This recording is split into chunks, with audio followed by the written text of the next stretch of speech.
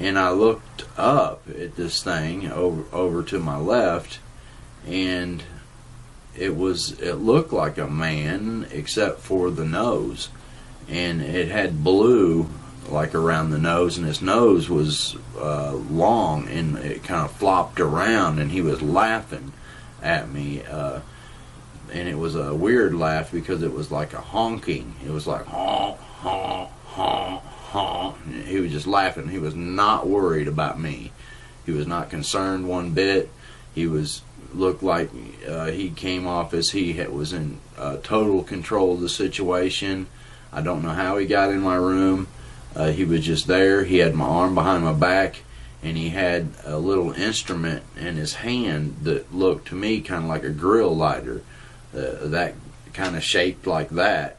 And he stuck it to the side of my head, on my temple, right here.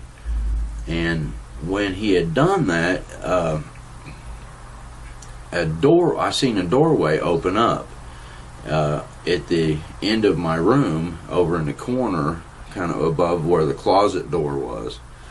And anyway, this door opens up, and it was like light was coming through the doorway. So when this figure walks into the doorway, it looked like the shape of a man, but it was like solid black shadow, but solid.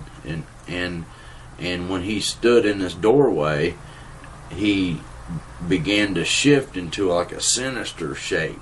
He was standing there like a regular man at first, and then he shifted into like a crazy looking, weird, evil looking shape. And at this point, I kind of had looked away from this thing that had a hold of my arm, and it stuck something to the side of my head, and you know, I didn't know what to do, and so I kind of looked back over, and he was laughing. He laughed again, and then all of a sudden I looked back at the thing that was in that doorway, and that doorway was probably maybe 100 feet away, but my room was only 12 feet at the most.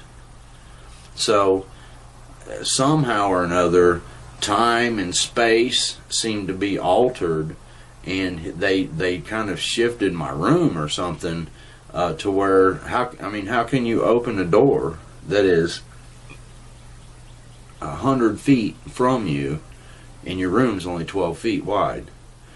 And at that point, I was scared. That hath understanding, count the number of the beast, for it is the number of man. That number is 666, okay? Or, yeah, 666.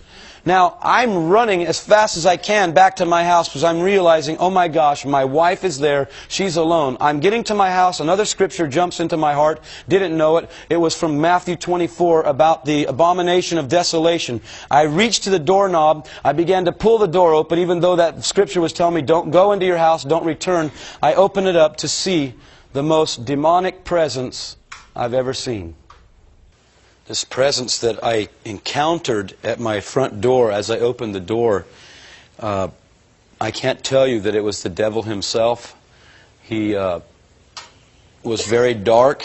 There was a shroud of black around him. It wasn't like say an African American skin or anything like that. It wasn't skin that was dark.